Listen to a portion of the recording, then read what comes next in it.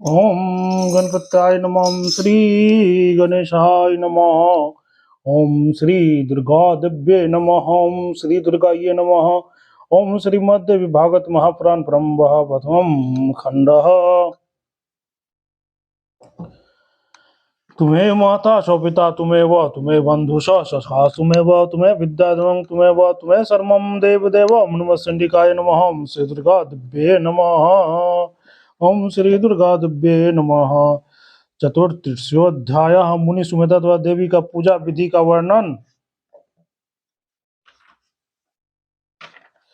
राजा बोले, हे भगवान, अब आप मुझे उन देवी की आराधना विधि भली भांति बताइए, साथ ही पूजा विधि, हवन की विधि और मंत्र भी बताइए। ऋषि बोले, हे राजन, सुनिए, मैं उनके पूजन विधि बताता हूँ जो मनुष्यों को काम, मोक्ष और ज्ञान को देने वाले तथा उनके दुखों का नाश करने वाले हैं।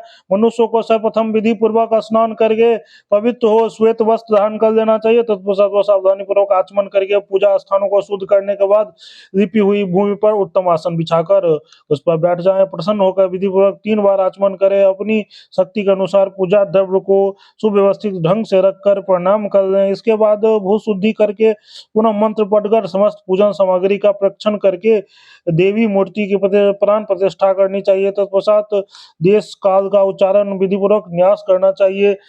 इसके बाद सुंदर त्राम पर श्वेत चंदन से षटकोण यंत्र तथा उसके बाहर अष्टकोण यंत्र लिखना चाहिए।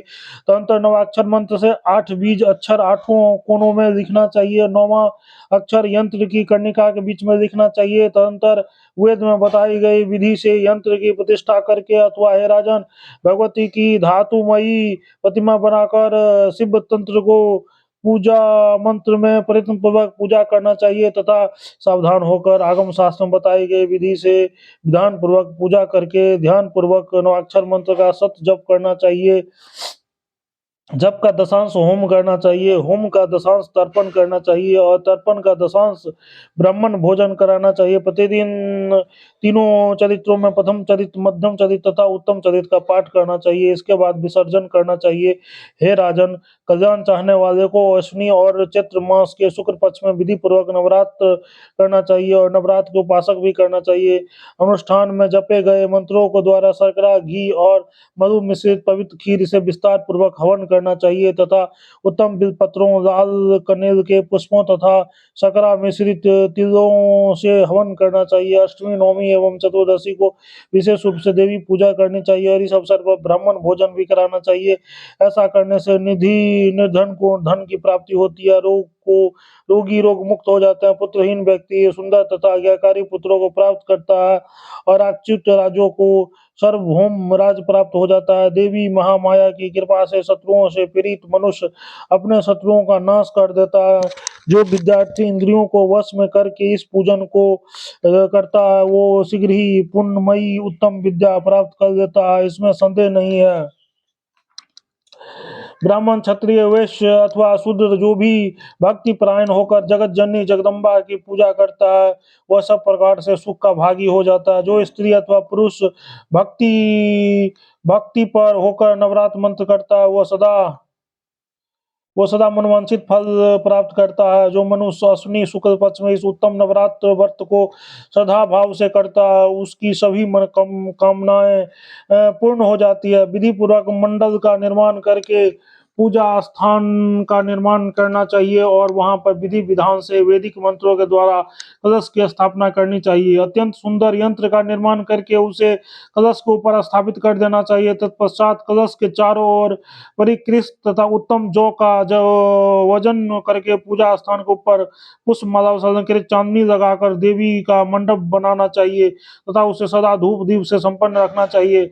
अपनी शक्ति के अनुसार वहां प्राप्त प्रातः, मध्याह्न काल तथा सायंकाल तीनों समय पूजा करनी चाहिए। देवी की पूजा में धन की क्रमता नहीं करनी चाहिए। धूप दीप उत्तम नवेद, अनेक प्रकार के फल पुष्प, गीत वाद, स्तोत्र पाठ और वेद पारायण, इसके द्वारा भगवती की पूजा होनी चाहिए। नाना विध वाद बजाकर उत्सव मनाया जाना चाहिए। इस अवसर पर चंदन, आभूषण, वस्त्र, विविध प्रकार के व्यंजन, सुगंधित तेल, हार, मन को प्रसन्न करने वाला इन पदार्थों को विधि पूर्वक कन्याओं का पूजन करना चाहिए। इस प्रकार पूजन संपन्न करके अष्टमी या नवमी को मंत्रोपचार पूर्वक विधिवत हवन करना चाहिए। तत्पश्चात ब्राह्मण भोजन कराना चाहिए। इसके बाद दशमी को पारण करना चाहिए। भक्ति निष्ठ राजाओं को यथाशक्ति दान भी करना चाहिए। इस प्रकार पुरुष अथवा पतिव्रता साधवा अथवा विधवा स्त्री जो कोई भी भक्तिपूर्वक नवरात्र का व्रत करता है वह इस लोक में सुख तथा मनोभिलाषित भोगों को प्राप्त करता है। वह व्रत परायण व्यक्ति देह त्याग होने के पर परम दिव्य देवी लोक को प्राप्त करता है। उसे जन्मांतर में देवी जगदम्बा की अविचल भक्ति प्राप्त होती है और उत्तम कुल में जन्म पाकर वो स्वभावतः सदाचारी होता है। नवरात्र को व्रतों को उत्तम व्रत कहा गया है। भगवती शिवा की आराधना सब प्रकार के उत्तम सुखों को देने वाला है। राजन, इस विधि से भगवती चंडिका की आराधना करनी चाहिए। इसे शत्रुओं को जीतकर आप अपना उत्तम राज्य पुनः प्राप्त कर लेंगे। और हे भूप, अपने स्त्री पुत्र आदि स्वजनों को प्राप्त कर आप अपने भवन में परम उत्तम सुख का इसी शरीर से उपभोग करेंगे, इसमें संदेह नहीं है। हे वैश्यष्ट, आप भी आज से समस्त कामनाओं को देने वाली सृष्टि और संहार की कारण भूता विश्वेश्वरी देवी महामाया की आराधना कीजिए। इससे आप अपने घर जाने पर अपने लोगों में मान हो जाएंगे और मनोविलासित संसारिक सुख प्राप्त करके अंत में शुभ देवी के वास करेंगे, शुभ देवी लोक में वास करेंगे, इसमें संदेह नहीं है। राजन, जो मनुष्य भगवती की आराधना नहीं करते वे नरक के भागी होते हैं और इस लोक में अत्यंत दुखी, विविध व्याधियों से पीड़ित, शत्रुओं द्वारा पराजित, स्त्री पुत्र से हीन, तृष्णाग्रस्त और बुद्धि भ्रष्ट होते हैं।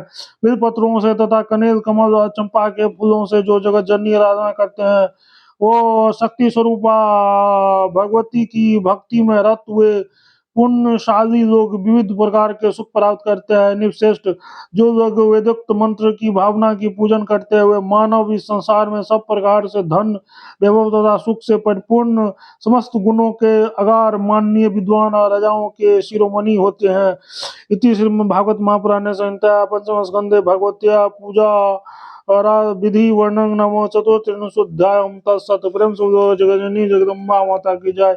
दुर्गा महारानी की जय। दुर्गे दुर्गत के नाशनी, दुर्गे दुर्गत के नाशनी। अयोध्या मथुरा माया कांसी कांतावंतिका जय। दुर्गा महारानी जय। सत्य जगत जननी जगदम्बा माता की जय।